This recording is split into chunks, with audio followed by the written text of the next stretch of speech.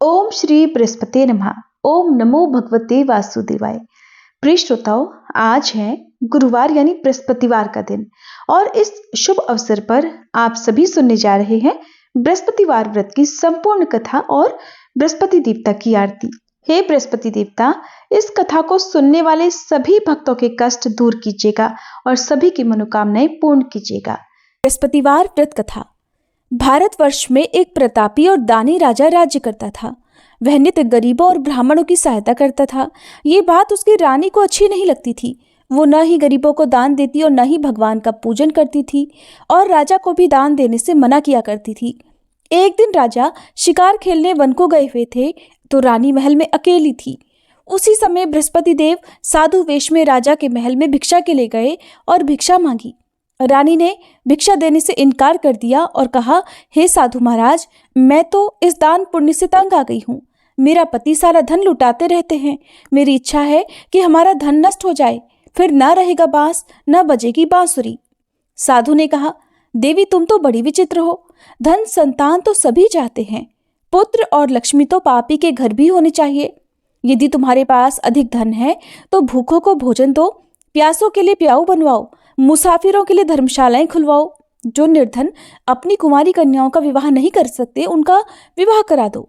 ऐसे और कई काम हैं जिनके करने से तुम्हारा यश लोक परलोक में फैलेगा।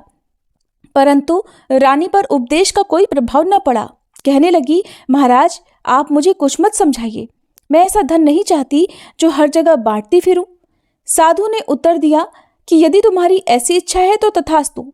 तुम ऐसा करना कि बृहस्पतिवार को घर लीपकर पीली मिट्टी से अपना सिर धोकर स्नान करना, भट्टी चढ़ाकर कपड़े धोना। ऐसा करने से आपका सारा धन नष्ट हो जाएगा। इतना कहकर वह साधु महाराज वहां से आलोप हो गए।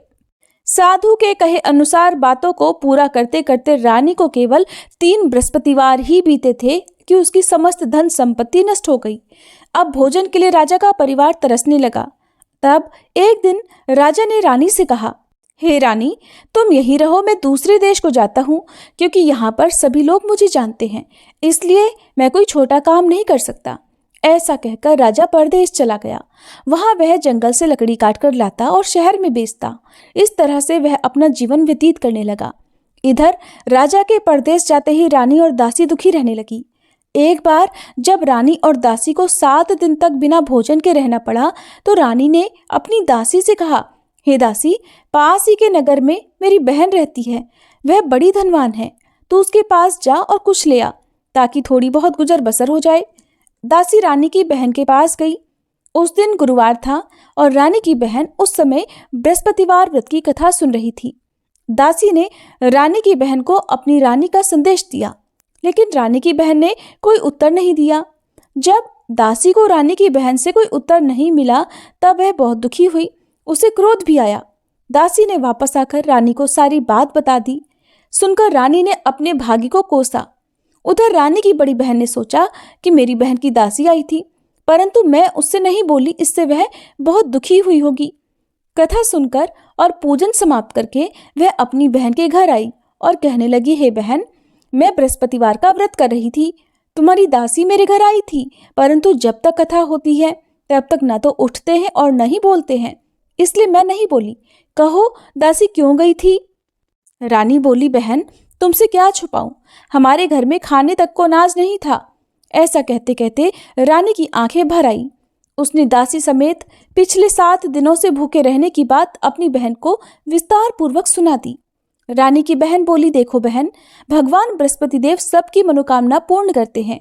देखो शायद तुम्हारे घर में अनाज रखा हो। पहले तो रानी को विश्वास नहीं हुआ, पर बहन के आग्रह करने पर उसने अपनी दासी को घर के अंदर भेजा तो उसे सचमुच अनाज से भरा हुआ एक घड़ा मिल गया। ये देखकर दासी को बड़ी हैरानी हुई। दासी रानी से कहने लगी, हे रानी, जब हमको भोजन नहीं मिलता तो हम व्रत ही तो करते हैं, इसलिए क्यों न इनसे व्रत की कथा और विधि पूछ ली जाए ताकि हम भी व्रत कर सकें। तब रानी ने अपनी बहन से बृहस्पतिवार व्रत के बारे में पूछा। उसकी बहन ने बताया, बृहस्पतिवार के व्रत में चने की दाल और मुनक्का से विष्णु भगवान का केले की जड़ में पूजन करें, दीपक जलाएं, व्रत कथा सुने और पीला भोजन ही करें। इससे बृहस्पति देव प्रसन्न होते हैं। व्रत और पूजन विधि बताकर रानी की बहन अपने घर को लौट गई। 7 दिन के बाद जब गुरुवार आया तो रानी और दासी ने व्रत रखा। घुड़साल में जाकर चना और गुड़ लेकर आई, फिर उससे केले की जड़ तथा विष्णु भगवान का पूजन किया। अब पीला भोजन कहाँ से आए, इस बात को लेकर दोनों बहुत दुखी थे। क्योंकि उन्होंने व्रत रखा था इसलिए बृहस्पति देव उनसे प्रसन्न थे।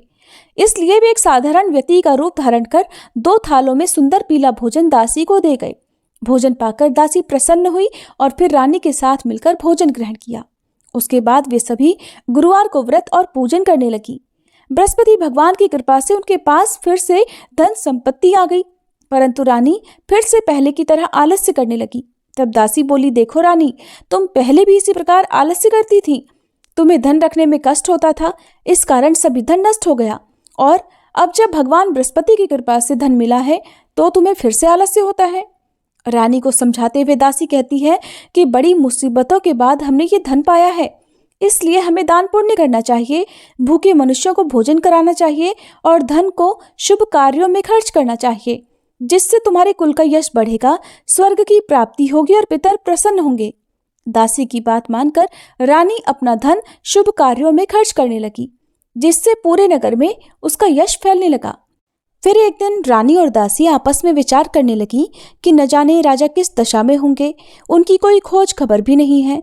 उन्होंने श्रद्धापूर्वक बृहस्पति भगवान से प्रार्थना की कि राजा जहाँ कहीं भी हो शीघ्र वापस आ जाएं। उधर वह राजा एक दिन दुखी होकर जंगल में एक पेड़ के नीचे आसन जमाकर बैठ गया। वह अपनी दशा को याद करके व्याकुल होने लगा। बृहस्पतिवार का दिन था। एकाएक उसने देखा कि निर्जन वन में एक साधु प्रकट हुए। वह साधु वेश में स्वयं बृहस्पति देवता थे। लकड़हारे के सामने आकर बोले, हे लकड़हारे, इस सुनसान जंगल में तू चिंता मगन क्यों बैठा है? लकड़हारे ने दोनों हाथ जोड़कर प्रणाम किया और उत्तर दिया, महात्मा जी, आप सब कुछ जानते हैं, मैं क्या कहूँ।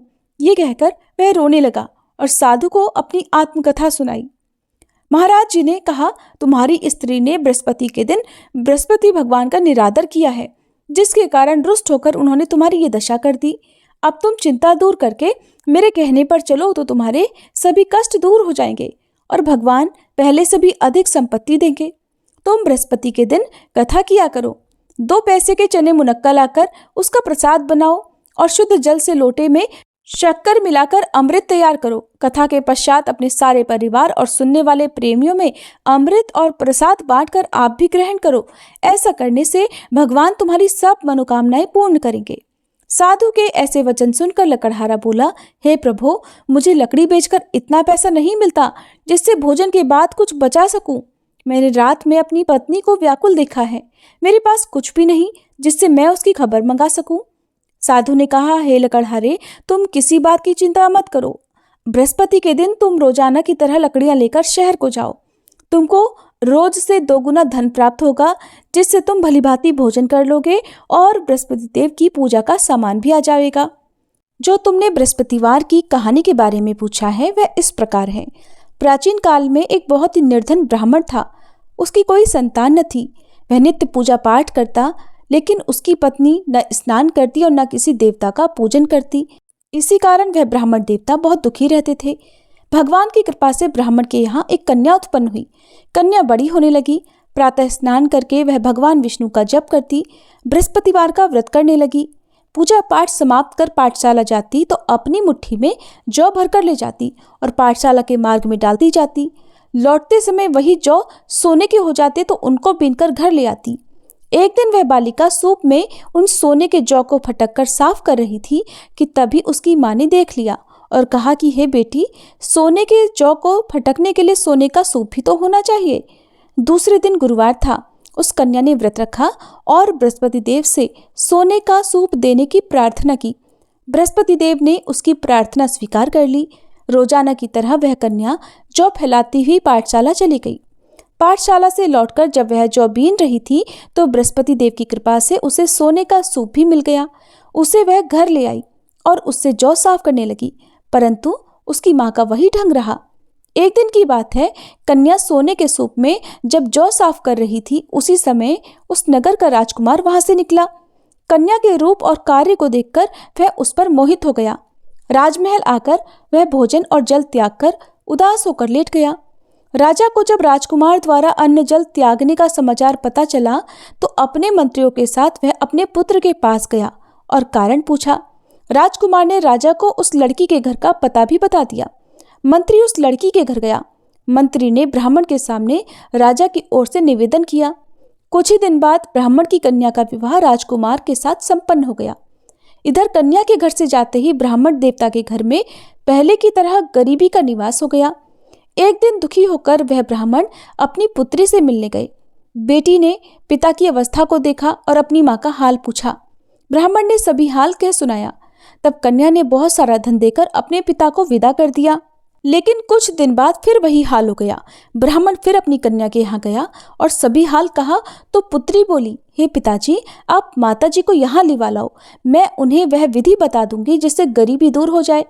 ब्राह्मण देवता अपनी पत्नी को साथ लेकर अपनी पुत्री के पास राजमहल पहुंचे तो पुत्री अपनी माँ को समझाने लगी, हे माँ, तुम प्रातःकाल स्नान आदि करके विष्णु भगवान का पूजन करो तो सब दरिद्रता दूर हो जाएगी।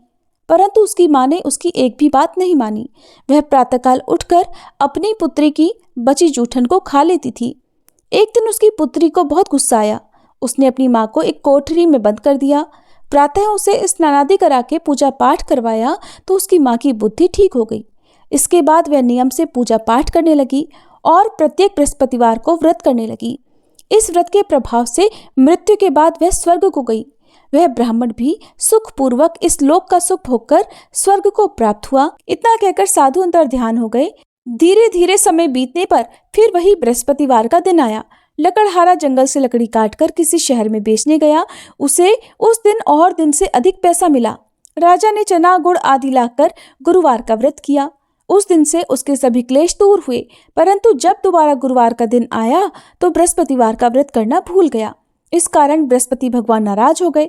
उस दिन उस नगर के राजा ने विशाल यज्ञ का आयोजन किया था और शहर में ये घोषणा कर दी कि कोई भी मनुष्य अपने घर में भोजन न बनाए, न आग जलाए, समस्त जनता मेरे यहाँ भोजन करने आए। इस आज्ञा को जो न मानेगा उसे फांसी की सजा दी जाएगी। इस तरह की घोषणा संपूर्ण नगर में करवा दी गई। राजा की आज्ञा अनुसार शहर के सभी लोग भोजन करने गए, लेकिन लकड़हारा कुछ देर से पहुंचा, इसलिए राजा उसको अपने साथ घर लिवा ले गए और ले जाकर भोजन करा रहे थे तो रानी की दृष्टि उस खूंटी पर पड़ी जिस पर उसका हार लटका हुआ था। वह वहां पर नहीं दिखाई दिया। रानी ने निश्चय किया कि मेरा हार इसी मनुष्य ने चुरा लिया है। उसी समय सिपाहियों को बुलाकर उसको कारागार में डलवा दिया। जब लकड़हारा कारागार में पड़ गया और बहुत दुखी होकर विचार करने लगा कि न जाने कौन से पूर्व जन्म के कर्म से मुझे यह दुख प्राप्त हुआ है, और उसी साधु को याद करने लगा जो कि जंगल में मिला था। उसी समय तत्काल बृहस्पति देव साधु के रूप में प्रकट हुए और उसकी दशा को देखकर कहने लगे, अरे मूर्ख, तूने बृहस्पति देव की कथा नहीं करी, इस कारण तुझे ये दुख प्राप्त हुआ है। अब चिंता मत कर, बृहस्पतिवार के दिन कारागार के दरवाजे पर 4 पैसे पड़े मिलेंगे। उनसे तू बृहस्पति देव की पूजा करना, तेरे सभी कष्ट दूर हो जाएंगे। बृहस्पति के दिन उसे 4 पैसे मिले। लकड़हारे ने कथा कही। उसी रात को बृहस्पति देव ने उस नगर के राजा को स्वप्न में कहा, हे राजा, तुमने जिस आदमी को कारागार में बंद कर दिया है वह निर्दोष है, वह राजा है, उसे छोड़ देना। रानी का हार उसी खूंटी पर लटका है। अगर तू ऐसा नहीं करेगा तो मैं तेरे राज्य को नष्ट कर दूंगा। इस तरह रात के स्वप्न को देखकर राजा प्रातःकाल उठा और खूंटी पर हार देखकर लकड़हारे को बुलाकर क्षमा मांगी और लकड़हारे को योग्य सुंदर वस्त्र आभूषण देकर विदा कर दिया। बृहस्पति देव की आज्ञा अनुसार लकड़हारा अब अपने नगर को चल दिया। राजा जब अपने नगर के निकट पहुंचा तो उसे बड़ा आश्चर्य हुआ।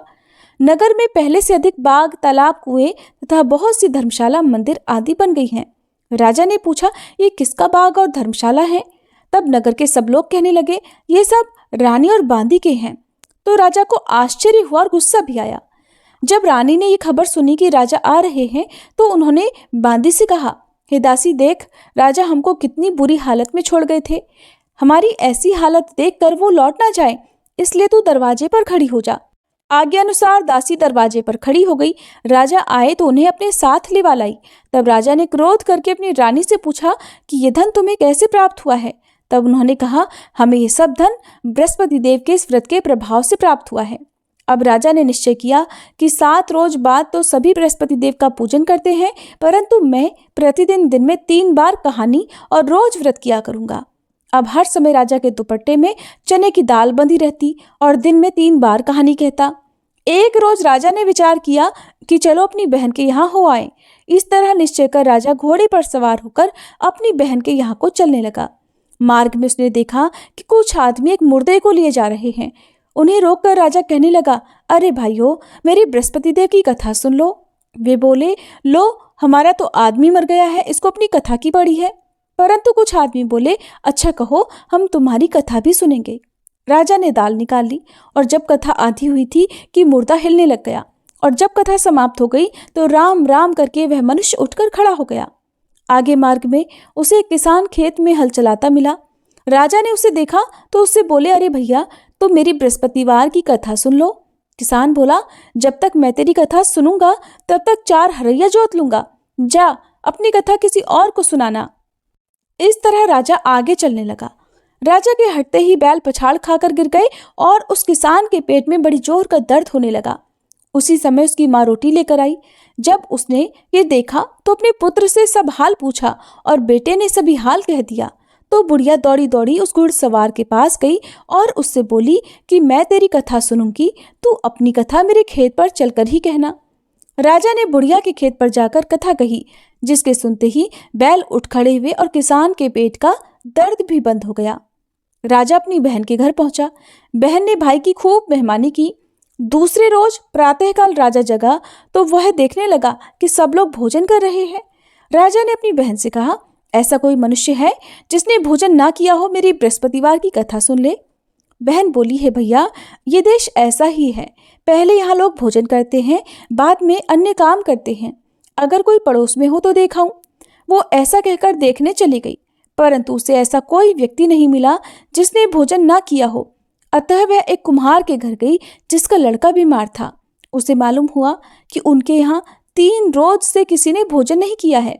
रानी ने अपने भाई की कथा सुनने के लिए कुम्हार से कहा। वह तैयार हो गया। राजा ने जाकर बृहस्पतिवार की कथा कही, जिसको सुनकर उसका लड़का ठीक हो गया। अब तो राजा की प्रशंसा होने लगी। एक दिन राजा ने अपनी बहन से कहा, हे बहन, अब हम अपने घर को जाएंगे, तुम भी तैयार हो जाओ। राजा की बहन ने अपनी सास से कहा। सास ने कहा, हाँ चली जा, परंतु अपने लड़कों को मत ले जाना, क्योंकि तेरे भाई के कोई संतान नहीं है। बहन ने अपने भैया से कहा, हे भैया, मैं तो चलूंगी, पर कोई बालक नहीं जाएगा। राजा बोला, जब कोई बालक नहीं जाएगा तब तुम भी जाकर क्या करोगी। बड़े दुखी मन से राजा अपने नगर को लौट आया। राजा ने अपनी रानी से कहा, हम निर्वंशी राजा हैं, हमारा मुंह देखने का धर्म नहीं है और कुछ भोजन आदि नहीं किया। रानी बोली, हे प्रभु, बृहस्पति देव ने हमें सब कुछ दिया है, वह हमें संतान अवश्य देंगे। उसी रात को बृहस्पति देव ने राजा से स्वप्न में कहा, हे राजा, उठ, सभी सोच त्याग दे, तेरी रानी गर्भ से है। राजा को ये बात सुनकर बड़ी खुशी हुई। 9वें महीने में उसके गर्भ से एक सुंदर पुत्र पैदा हुआ। तब राजा बोला, हे रानी, स्त्री बिना भोजन के रह सकती है, पर बिना कहे नहीं रह सकती। जब मेरी बहन आए तब तुम मुझसे कुछ मत कहना। रानी ने सुनकर हाँ कर दिया। जब राजा की बहन ने ये शुभ समाचार सुना तो वह बहुत खुश हुई और बधाई लेकर अपने भाई के यहाँ आई। तभी रानी ने कहा, घोड़ा चढ़कर तो नहीं आई, गधा चढ़ी आई। राजा की बहन बोली, भाभी, मैं इस प्रकार न कहती तो तुम्हें संतान कैसे मिलती। बृहस्पति देव ऐसे ही हैं, जैसी जिसके मन में कामनाएं हैं सभी को पूर्ण करते हैं। जो सद्भावना पूर्वक बृहस्पतिवार का व्रत करता है और कथा पढ़ता है अथवा सुनता है, दूसरों को सुनाता है, बृहस्पति देव उसकी सभी मनोकामनाएं पूर्ण करते हैं। प्रेम से बोलिए बृहस्पति देवता की जय। बृहस्पति देवा, स्वामी जय बृहस्पति देवा। छिन छिन भोग लगाऊं, कदली फल मेवा। ओम जय बृहस्पति देवा। तुम पूर्ण परमात्मा, तुम अंतर्यामी, स्वामी तुम अंतर्यामी। जगत पिता जगदीश्वर, जगत पिता जगदीश्वर, तुम सबके स्वामी। ओम जय बृहस्पति देवा। चरणामृत निज निर्मल सब पातक हरता, स्वामी सब पातक हरता। सकल मनोरथ दायक, सकल मनोरथ दायक, कृपा करो भरता। ओम जय बृहस्पति देवा। तन मन धन अर्पण कर जो जन शरण पड़े, स्वामी जो जन शरण पड़े। प्रभु प्रकट तब होकर, प्रभु प्रकट तब होकर, आकर द्वार खड़े। ओम जय बृहस्पति देवा। दीन दयाल दयानिधि भक्तन हितकारी, स्वामी भक्तन हितकारी। पाप दोष सब हरता, पाप दोष सब हरता, भव बंधन हारी। ओम जय बृहस्पति देवा। सकल मनोरथ दायक, सब संशय तारो, स्वामी सब संशय तारो। विषय विकार मिटाओ, विषय विकार मिटाओ, संतन सुखकारी। ओम जय बृहस्पति देवा। जो कोई आरती तेरी प्रेम सहित गावे, स्वामी प्रेम सहित गावे। ज्येष्ठानंद बंद सो सो निश्चय पावे। ओम जय बृहस्पति देवा। ओम जय बृहस्पति देवा, स्वामी जय बृहस्पति देवा। छिन छिन भोग लगाऊं, कदली फल मेवा। ओम जय बृहस्पति देवा। सभी प्रेम से बोलिए बृहस्पति देवता की जय। श्री हरि विष्णु भगवान की जय। कथा को अंत तक सुनने के लिए आप सभी का बहुत बहुत धन्यवाद।